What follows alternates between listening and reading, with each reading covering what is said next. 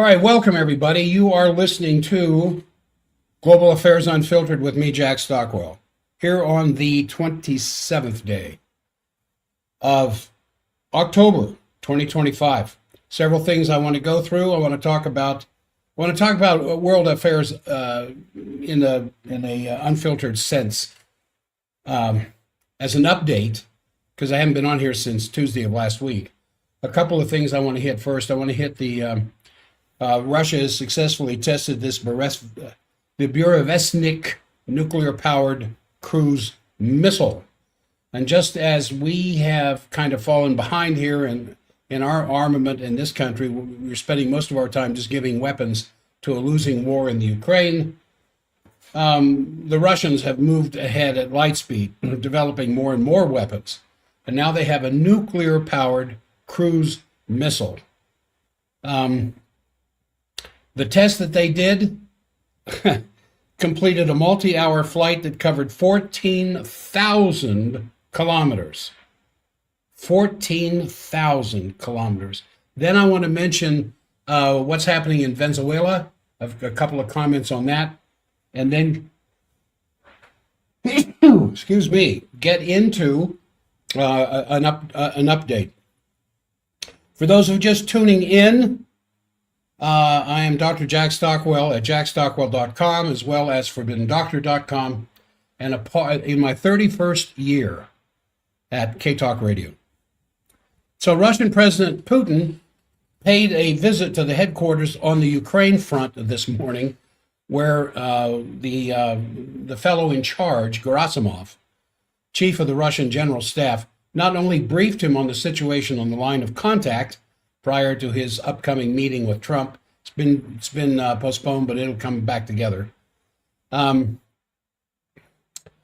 also on the October 21st flight test of the Burevestnik nuclear-powered cruise missile that I started off talking about.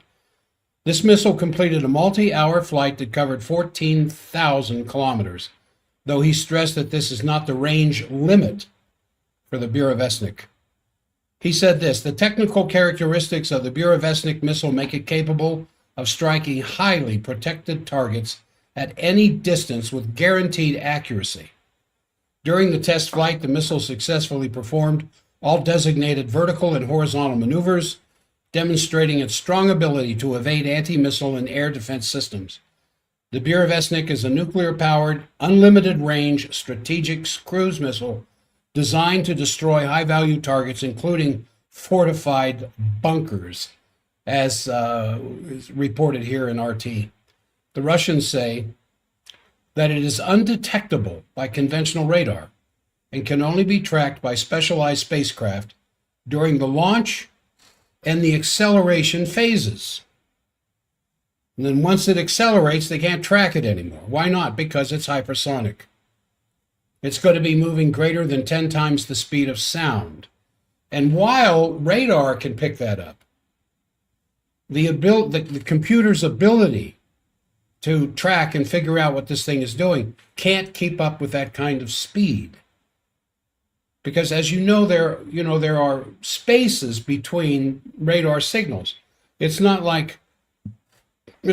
something in the house goes bump in the night and you grab the flashlight and start looking up and down the hallways with your flashlight with this constant beam looking for what may have made that sound. With radar, it's interrupted, constantly interrupted. And even though you have radar from different signals, there's this constant millisecond interruption taking place. Then computers are supposed to interpret this stuff. And the faster the object is that they're trying to track, the more difficult it is to track it. Now, speaking to Gerasimov, Putin said that the Burevestnik is a unique product that no one else in the world has, just like their other very important missiles that are in a class all by themselves. Now, he said we need to more thoroughly define what class of weapon this new system belongs to, determine possible methods of use, and begin preparing the infrastructure for its deployment within our armed forces. He added that all key testing objectives for the missile have now been achieved. Do we have anything like that in our artillery? because if we do, it has not made itself known yet. That's for certain. All right, now, U.S. Secretary of Defense Hegseth, I refuse to call it Secretary of War. That's a designation that Congress has to make. The president can't do that. Congress has to do that. So Secretary of Defense Hegseth announced late just a week ago that the U.S.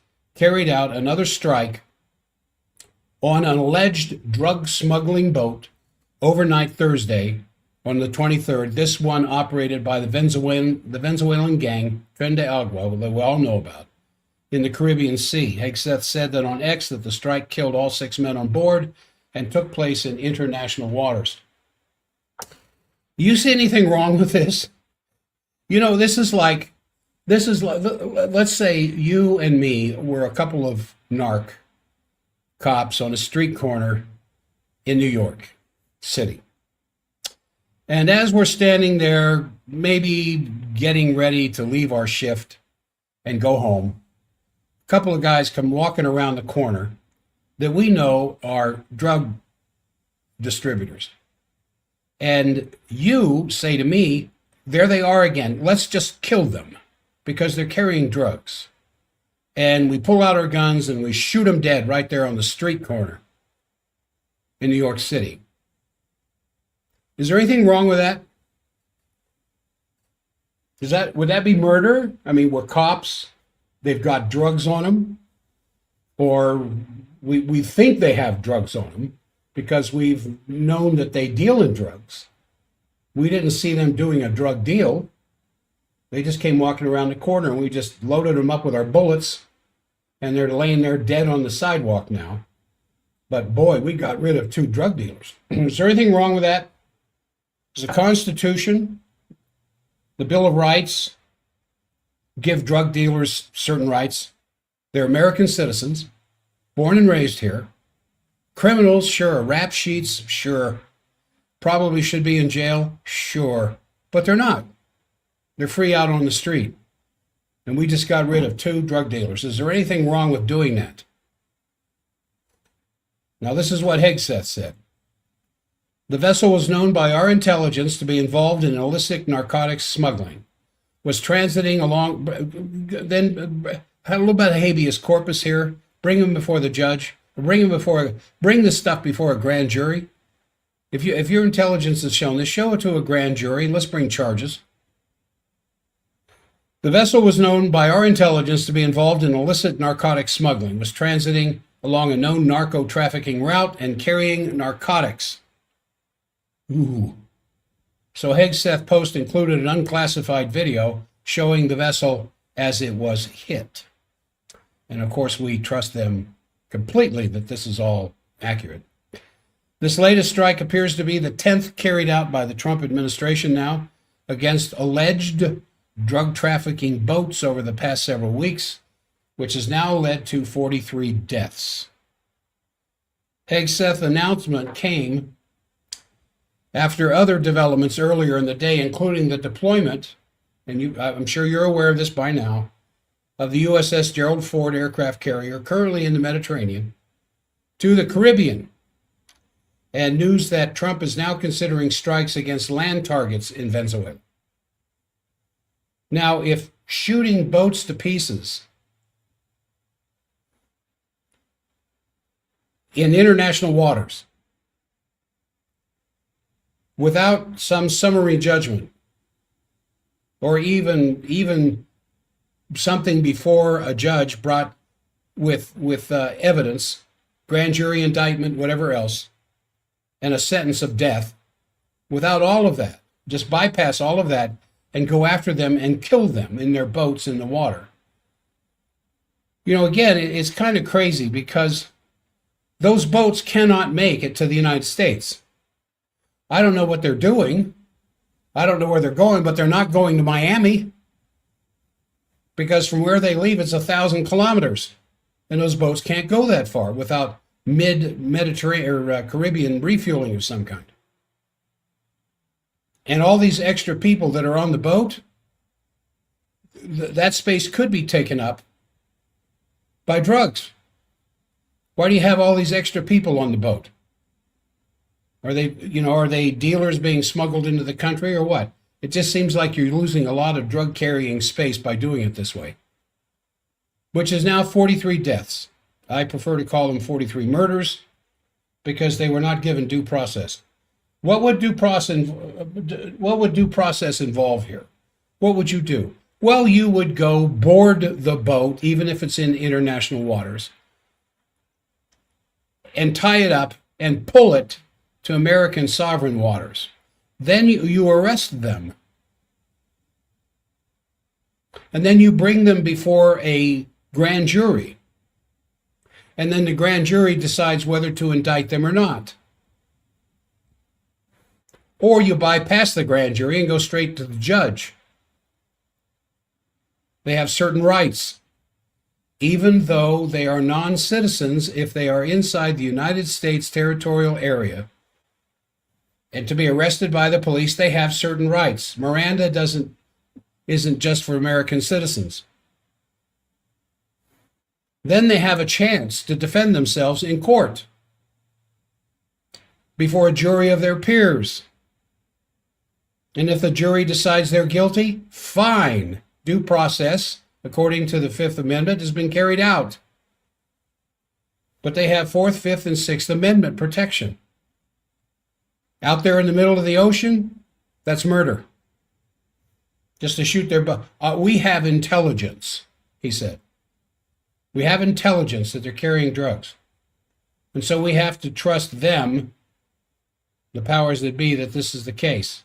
Now, not only add to that, you can add the fact that the USS Gerald Ford is on the way there. Because Trump is considering targets, land targets, in Venezuela. And once the Ford arrives, and this is the biggest, baddest of the aircraft carriers. I saw a number that said $8 billion. It cost $8 billion to build. You would think it would cost an awful lot more money than that. Anyway, once the Ford arrives, the U.S. will have roughly as many ships in the Caribbean as it used to defend Israel from Iranian missile strikes earlier this summer. This is reported by the Atlantic magazine on the 24th of last week. And the Carrier Strike Group also provides far more firepower than is necessary for an occasional attack on some narco trafficking targets. But the ships could be ideal for launching a steady stream of airstrikes inside Venezuela. And there are plans on the table that the president is considering regarding operations on targets inside Venezuela. Once administration officials, one of them in particular, told CNN, quote, he hasn't ruled out diplomacy. What was it? Whose diplomacy was it? Was it Teddy Roosevelt's diplomacy? There's a story of, or was it Thomas Jefferson's diplomacy with the pirates? Diplomacy at the end of a cannon, that kind of a thing. Anyway, the carrier task group, all the ships, the battleships, the destroyers, everything else that is traveling along with the Ford, just incredible firepower. And what's Venezuela going to do? What kind of defense does Venezuela have? So, a second official said that a lot of proposals have been put before the government, while a third said that the focus is at the highest levels, currently going after the drugs inside Venezuela. What about Bolivia? What about Colombia? What about Medellin? There are no drugs over there anymore? Well, of course there are. There's plenty of drugs all throughout that entire area. Why Venezuela? Why would they pick on Venezuela? Just sitting there off to the side of Colombia being there bordering the Panama Canal, because of the oil and the gas. And Maduro has different ideas about what he wants to do with the Venezuelan oil and gas than the Western powers do. So what do we do with him? Well, we did what we did with Gaddafi. And we do with him what we did with Hussein. and all the other little fiefdoms that make up the super bad seven that the PNAC document back 20 some years ago identified from. I think it started with Libya and it ends with Iran. And the only one of the big bad seven left is Iran. And they're going to go after Iran next, not at our behest, but of course at Netanyahu's behest. Now, some administration officials are pushing for regime change, and they say that the drug campaign could lead to the ouster of old Nick Maduro. But CNN continued, citing a bunch of unnamed sources, and they said they argue that could happen by putting pressure on people around the Venezuelan leader who have benefited from the cartel's illicit revenue streams, potentially squeezing them so much that they consider the only thing to do is to oust their leader. Now, the Atlantic magazine also claimed that the announced retirement 10 days ago of the U.S. Southern Command, Admiral Alvin Halsey, came when he privately raised concerns to Pentagon leadership about the operations targeting alleged drug smuggling boats. You don't do that. if you're in a powerful military position, for Pete's sake, and you want to keep your job, you know, when these guys take their oath, they swear to obey the president. If you've read the military oath, to defend the Constitution, and then to follow the orders of the president and the officers underneath the president. So when the president says, take out that boat, you have a choice to make if you are in the position to command the Hellfire carrier that's going to take out that boat. And in the case of Alvin Halsey, raising concerns to the Pentagon leadership that, hey, this might not be kosher. This might be murder. His complaints led to a very tense meeting with Defense Secretary Hegseth, and officials said after which the 37-year Navy veteran announced that he planned to leave his post next month, less than a year into what was supposed to be a 3-year tenure, in charge of the U.S. Southern Command. An admiral going to step down. Now, you know what's going to happen when he steps down? Well, it's not going to be a lateral move. It's going to be an inferior move down the line, and be lucky if he's got a job and a pension. But he couldn't stomach it because he knows it's murder. You don't kill people in international water. Yeah, but Jack, they're right out there in the open and they're carrying drugs. All right, then start shooting drug dealers in the city streets like South Chicago. Go ahead. Any of these kids that are carrying guns and their masters and their bosses that are carrying guns, whether they, they're drug dealers, just shoot them. Forget about arresting them and bringing them before the bar. Just kill them. So in Capitol Hill, some top Intelligence Committee Democrats are accusing the Trump administration of leaving them in the dark on strikes in the Caribbean now. And since a couple of days ago in the Pacific, Jim Hines, Democrat from Maryland, said, despite our repeated requests, the intelligence committees have received virtually no information about the intelligence community's support of these operations. Then some top Democrats on each of the Chamber's Intelligence Committee wrote in a letter to the Director of National Intelligence, Tulsi Gabbard. When's the last time you heard from her? They wrote her this: more importantly, good intelligence is critical to ensure that these operations do not kill innocent people with no connection to the drug trade. They've already been public reports that these strikes have killed individuals who are not affiliated with any drug trafficking organization. It's a little late on that. So, what are you going to do about it? What do you do now?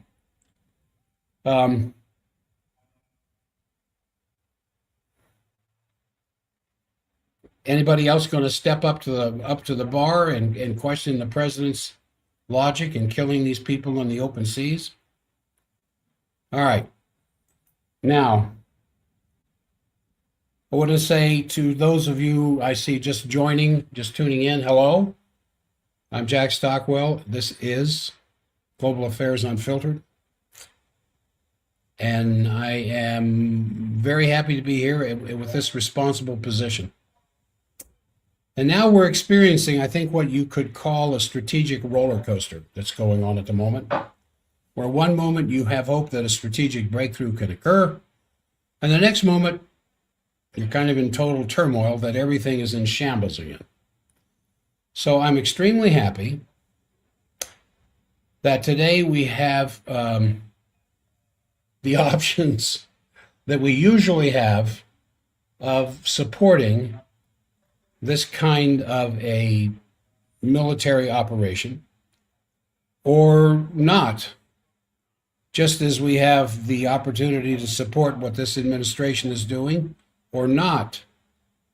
Now, I'm going to be bringing information here now from things that have been said by several important personalities over the last week, because when you look at the experts on nuclear weapons and what we are gambling with when people are talking about delivering a strategic defeat to Russia, which they're still doing, which is probably why Putin was showing off this Berezovsky new nuclear-powered cruise missile that can travel further than their test was 14,000 kilometers. That's not quite halfway around the planet, but almost. And what is actually the bottom line here is the danger of nuclear war, which of course will end civilization as we know it, that we're very close to that, is being poo-pooed by a lot of the leaders in the West who say there is no red line, that Putin is not making any decisions. Every time he talks, or Zarakova, or Lavrov, Gerasimov, Peskov, any of them make comments about a red line, the West keeps saying, no, there is no red line. They're not really doing anything. They're not going to do anything. But when we better take seriously what happened just 2 days ago, when the Deputy Foreign Minister of Russia, Sergei Ryabkov, said that both the nuclear policy and diplomacy are in a very dangerous state of limbo. He said the hostile policies of certain NATO countries could lead us to a head-on clash between nuclear powers. Now, Russians don't say stuff like that unless they mean it. Western nations will threaten all kinds of nuclear stuff because most of it can't happen, especially the Tomahawk missiles. Now, I want to give you a few elements of this roller coaster, this back and forth that sometimes happens in as little as one day.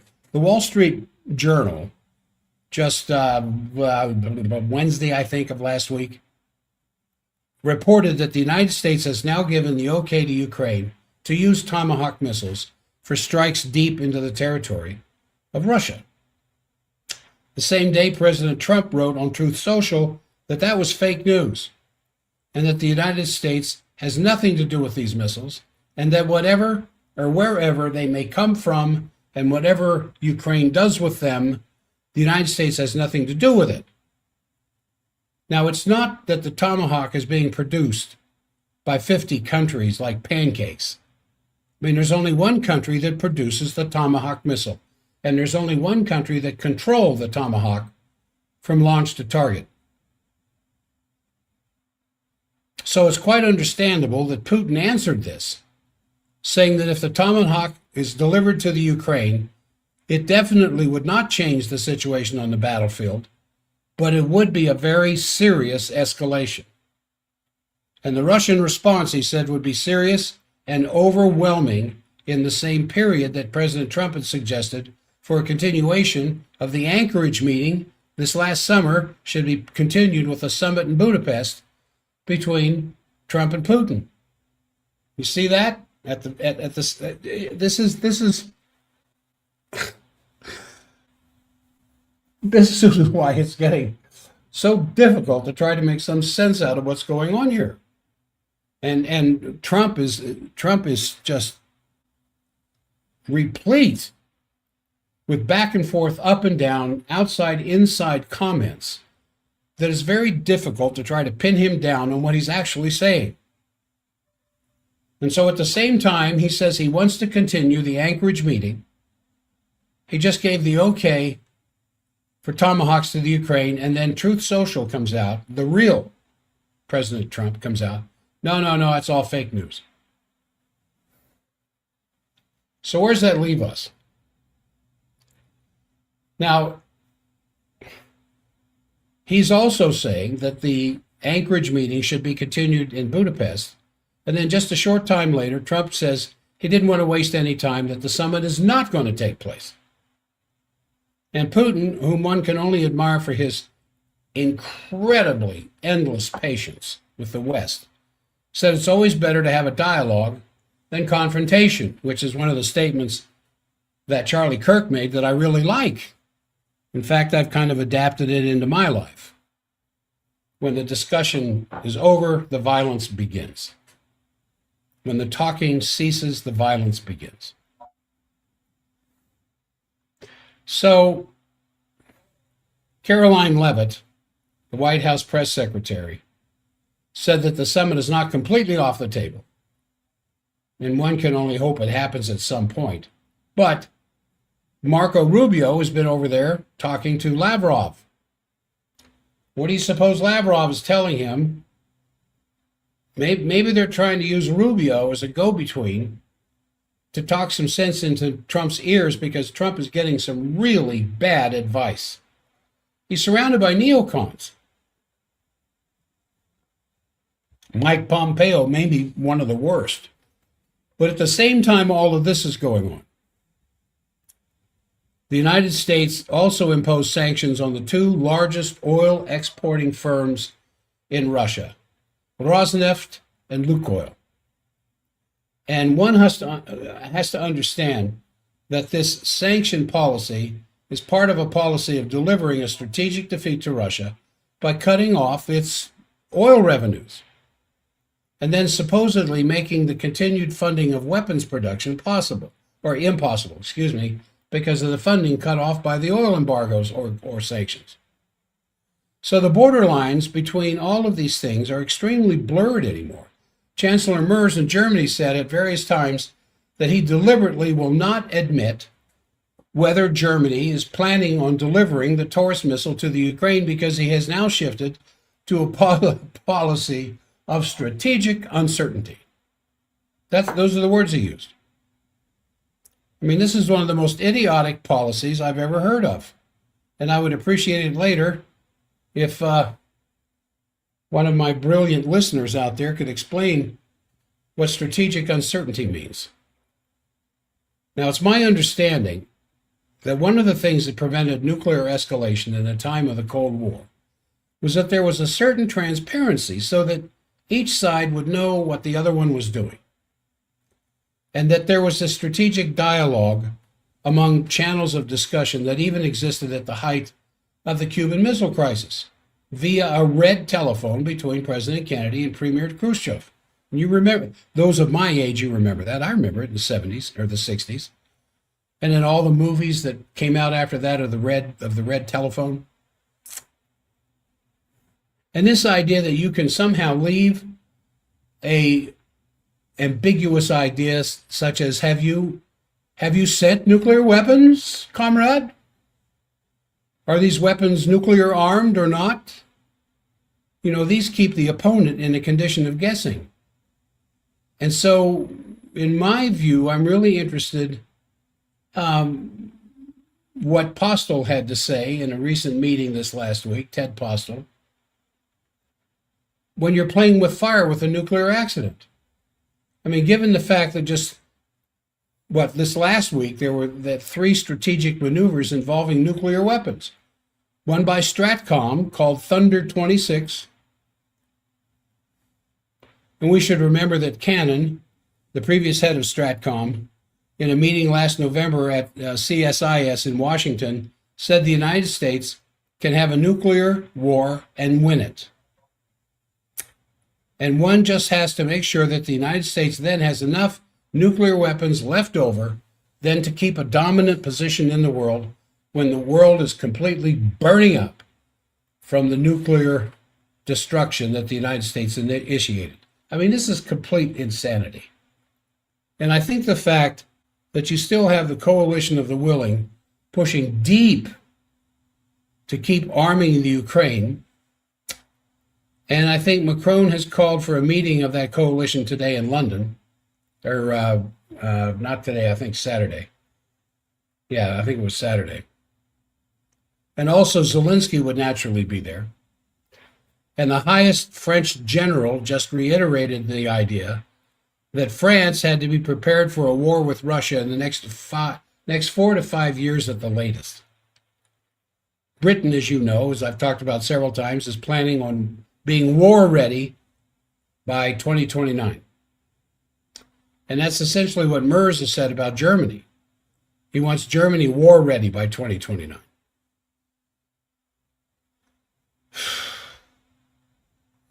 Now, this is obviously what's being preached in Germany, where the war hysteria has hyped every day, every news item about the idea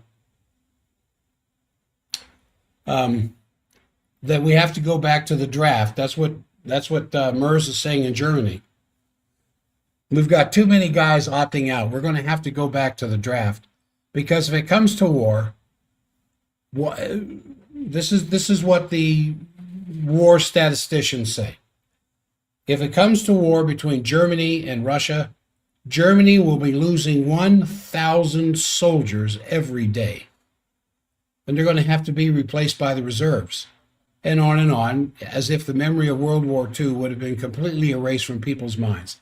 This is absolutely insane. And I think that is why we want to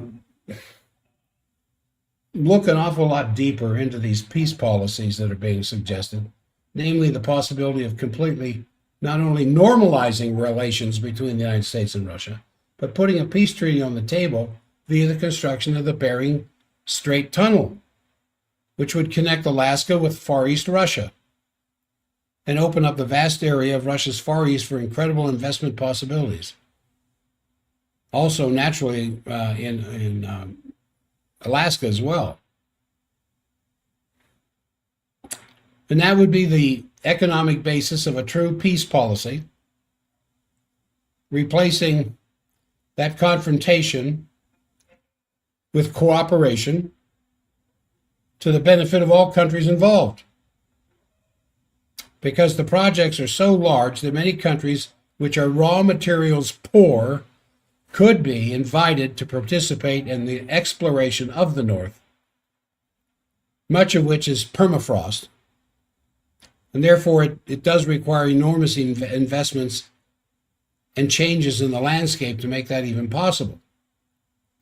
That was a very, the idea at a moment's notice, get top U.S. representatives in the House, Scott Spencer, who is a top expert in the rail economy that would be involved in the project. And from the Russian side, they have a fellow who's a former deputy of the SOPS, the Russian interlink between Russian Academy of Science and the Russian Ministry of Finance, who has been involved in pursuing the Bering Strait project since 2007. Now, I have been in Minneapolis this last week, and in various discussions on various topics with some of my colleagues after classes are over, I talked to them about the Bering Strait project. And of course, not one of them had ever heard of it because it does not getting much play in the news at the moment.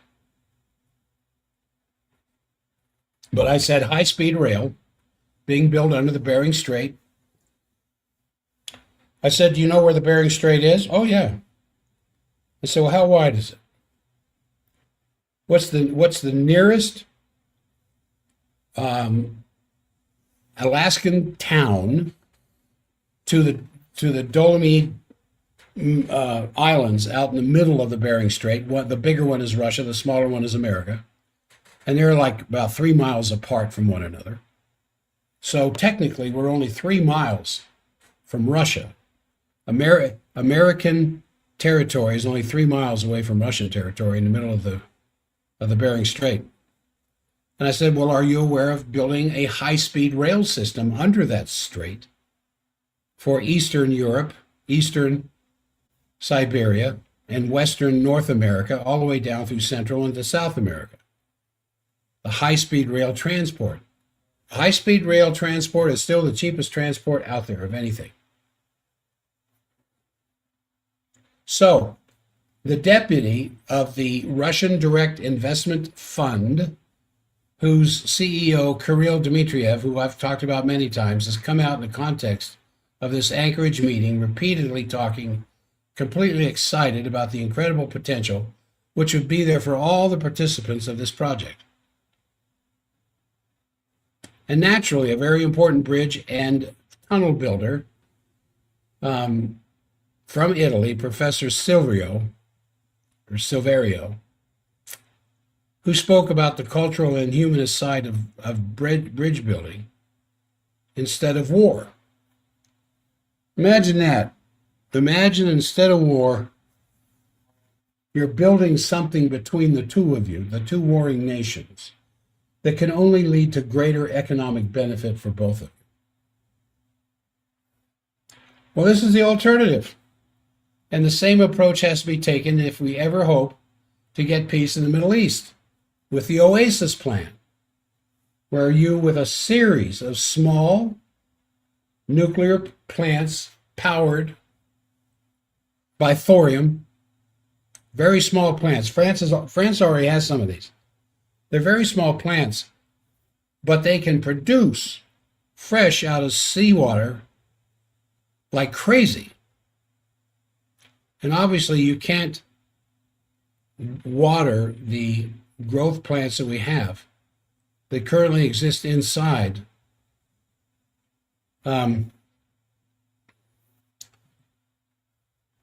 several areas where they're being employed. But the shooting has got to stop. The killing has got to stop. I mean, the situation in the Middle East looks even worse than what I said about the Ukraine and the Russian-U.S. relations, because the so-called peace deal does not seem to be holding. But we knew this from the beginning, that this was just a dodge. This was just a dodge for Netanyahu to get the living hostages back, which I think they have them all now. And now they're demanding the dead hostages, which they can't find because they're in the buildings that were smashed by Israeli bombing. And there have been continuous bombing of Israel. It's been going on ever since the peace thing started. Many Palestinians have been killed. And now you have a situation where the Knesset started putting forth a new law to have the annexation of the West Bank. So there's obviously no sign of an Israeli agreement for a Palestinian state.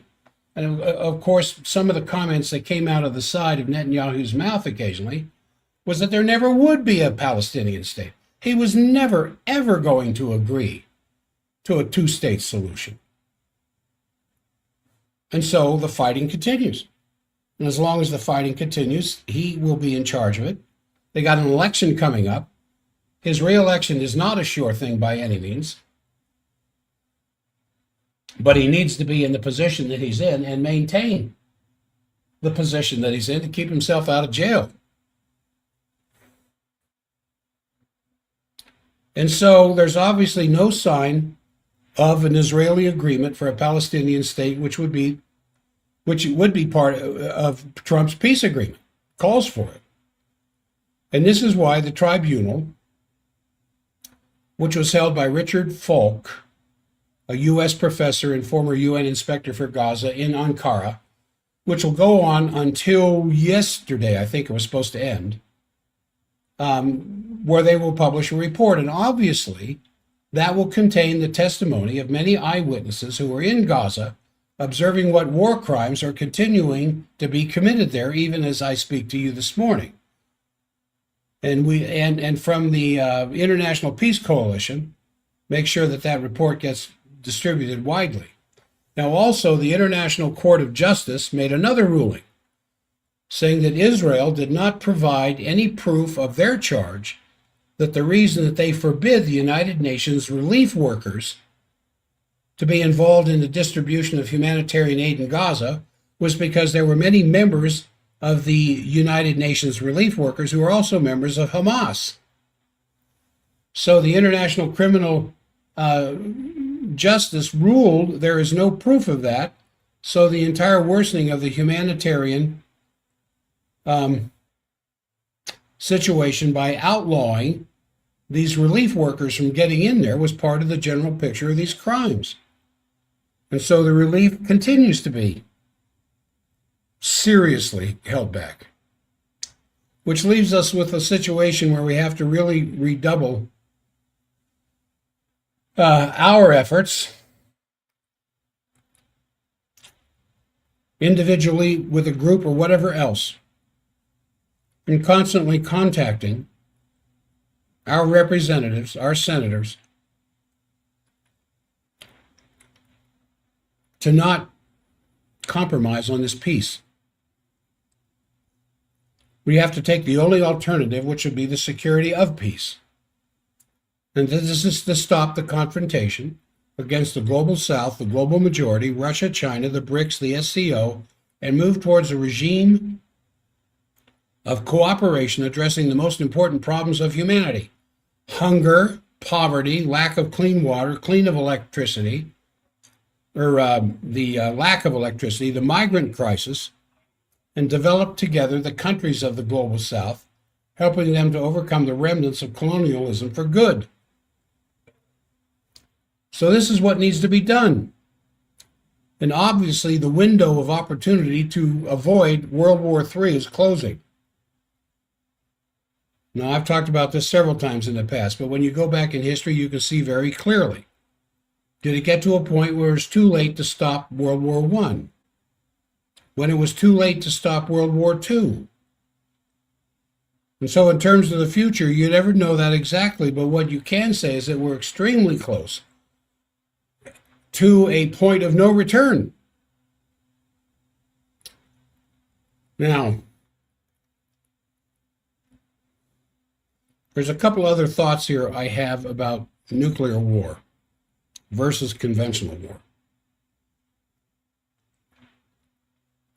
One of them is that several people who participated in the maneuver Able Archer were saying afterwards that the consideration of what would be the effect on Germany did not play any role in conducting this maneuver. And when you think about the present armament that is going on in Europe, like in Germany, where they're closing down Volkswagen plants and turning them into tank plants. If this present escalation continues, we're not going to have a conventional war with Russia. We're going to have a nuclear war.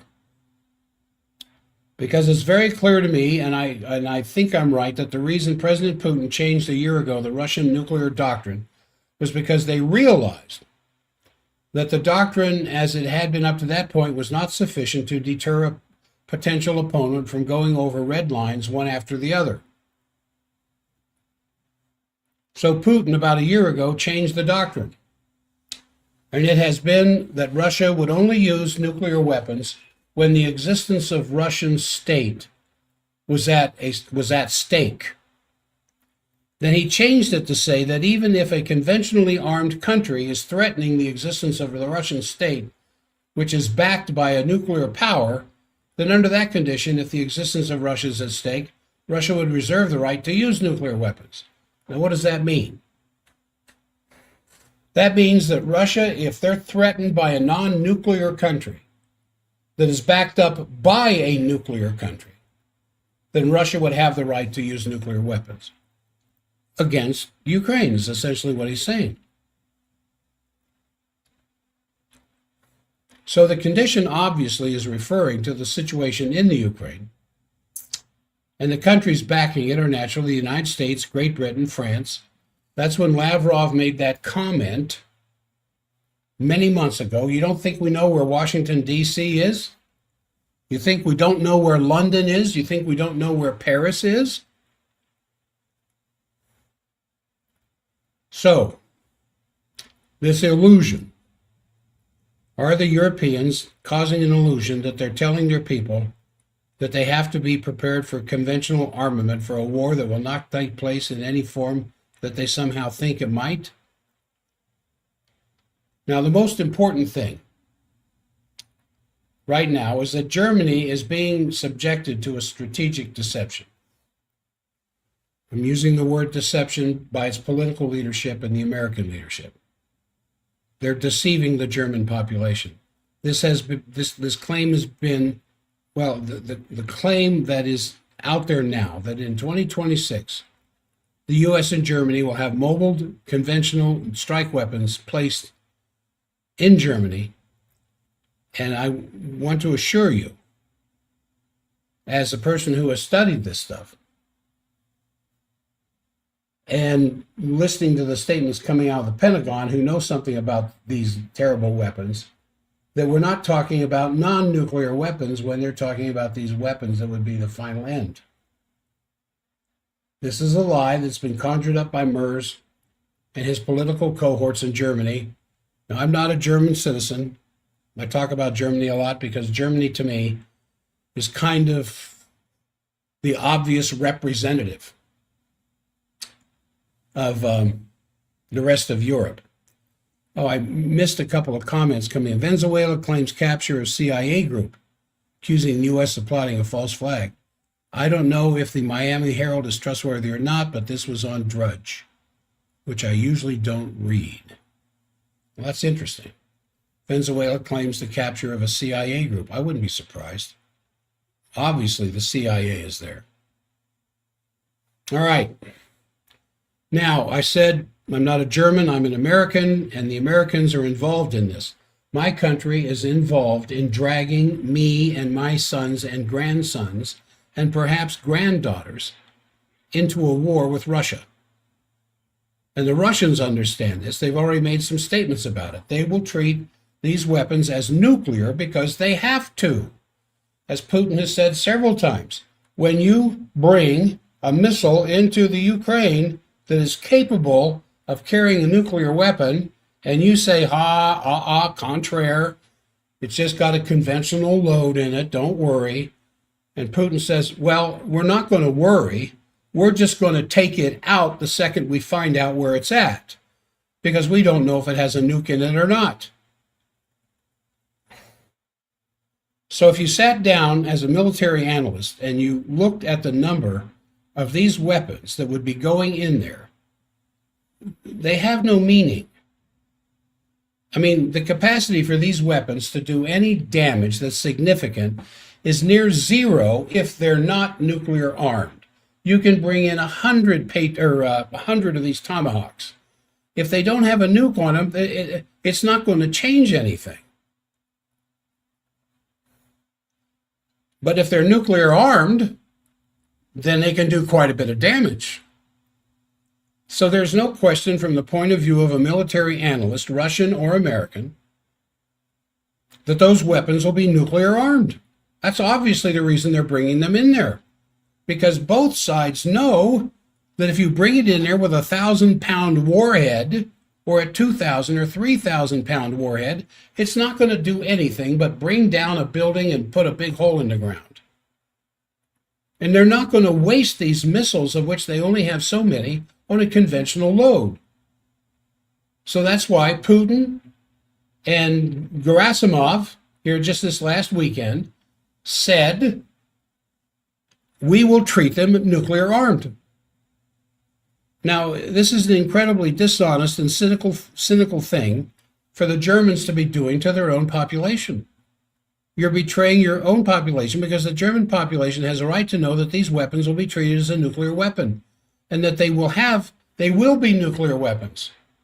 So then the German public can decide for themselves whether or not they want to put up with this or suffer the tremendously increased risk of nuclear war that will start on German soil if these weapons are put into Germany. Now, I have no military experience. And my experience in military logistics and military strategic thinking is simply the result of being a talk show host for 31 years. That's where my experience comes from, such as it is. And then there's this talk about democracy versus autocracy. All this nonsense about how democratic the West is. Well, this is not democracy. The West isn't being driven by democracy anymore. It's autocracy. The dishonest lying to your own people. Now, I'm rather angry about this because I think that this threat to democracy in the West is real and giant, and we have in the United States with all this suppression of alternative speech now.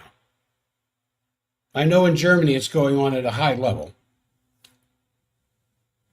Free speech is being suppressed. And to argue that somehow these countries are democracies and these Eastern European countries are not, it's total nonsense. There is suppression going on all around. And the result is political leaders are using these opportunities to suppress free speech, to put in place very dangerous mechanisms that will tremendously increase the chance of a spark leading to a global nuclear war almost instantly. And this needs to be stopped. It needs to be exposed. Now, as for all this talk, oh my goodness, we're almost done. I may have to finish this tomorrow. As for all this talk about going to war with Russia, it's almost laughable when you look at the current situation. I mean, Russia clearly has no intent to occupy Western Europe. In fact, they have clearly no intent to occupy the Ukraine. They have been forced by virtue of the American and British and Western European behavior to take territory in the Ukraine in order to deal with the existential security problems that has confronted them because of the behavior of the West. And all that Russia wanted back in three and a half years ago, January 2022, was to know that nuclear weapons and American forces wouldn't be put into the Ukraine under the guise of NATO expansion. That was it. In January of 2022, Antony Blinken, the ever-ready Secretary of State for America, told Sergei Lavrov the United States reserved the right to put nuclear weapons into the Ukraine, and it was none of Russia's business.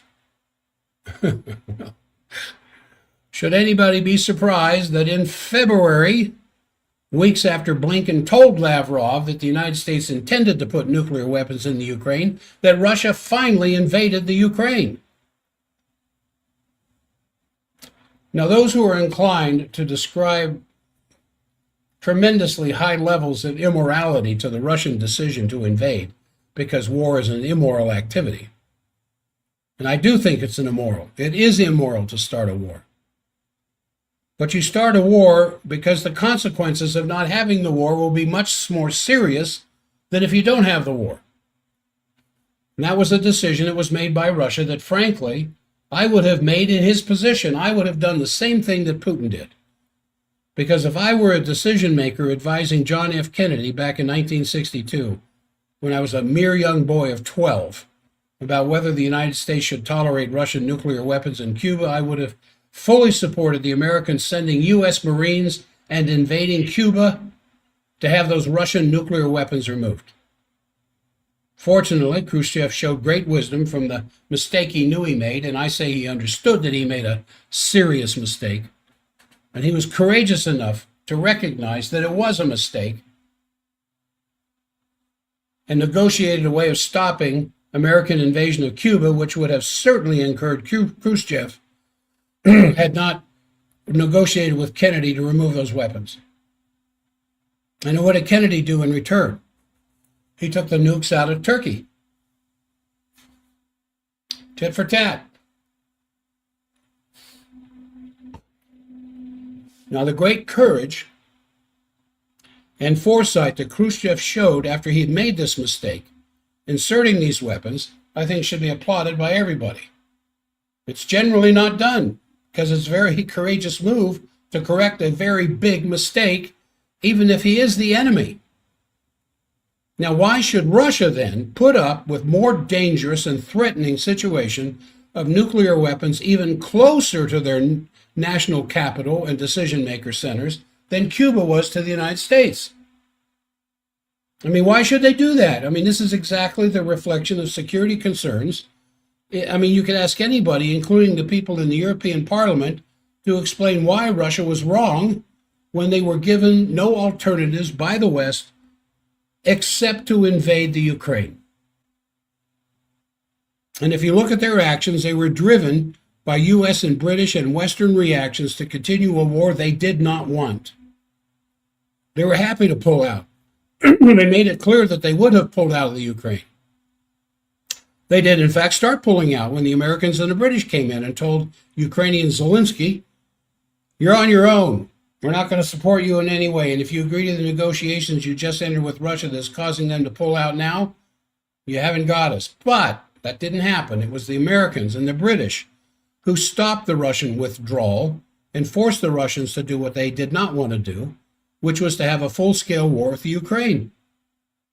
This is the kind of leadership we're dealing with now. This is what people want to do all over again. And unfortunately, what can happen again would be a war that we will not be able to recover from, that will be the end of civilization. And something has got to be done to stop these people. And so, as we are coming up to the end of a couple more minutes, I honestly believe in my heart of hearts, I think Trump wants to do the right thing. I really think he does. He's just getting some very bad advice. And so, for the few moments I was watching Fox News this morning, Mike Pompeo came on, and I thought, and of course, he was heralded by the morning crew.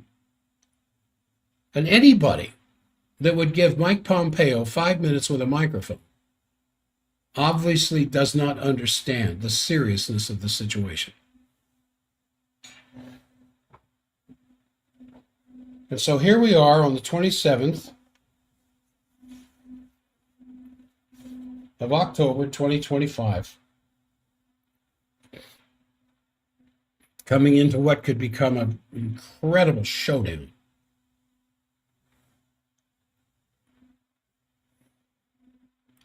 Between the two largest nuclear powers on the planet. You know, 1 minute I'm up, the next minute I'm down. The next minute I'm up, the next minute I'm down. I was happy that Putin and Trump were going to sit down there in Budapest. Then very unhappy that they weren't. And I've seen information leaking from both sides that they will be meeting. But there are people that Trump is listening to that do not want the United States to enter into peace talks with Russia. They want war with Russia. They want war with Russia every bit as bad, and this is one of the best examples I can come up with, that the BYU crowd wanted to see Utah lose to BYU every bit as much as the Utah crowd wanted to see BYU lose to the Utes. And I'm not kidding. I'm not being silly. I'm being serious. It was that kind of spitting madness. All right. You keep your wits about you. Be careful out there. And know that all is certainly not lost.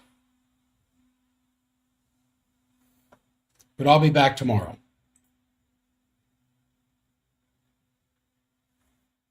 And for those of you on the stream, you keep your wits about you as well. I should be back tomorrow to pick the subject up right where I've left it off and continue with the programming. You be safe out there. Be careful.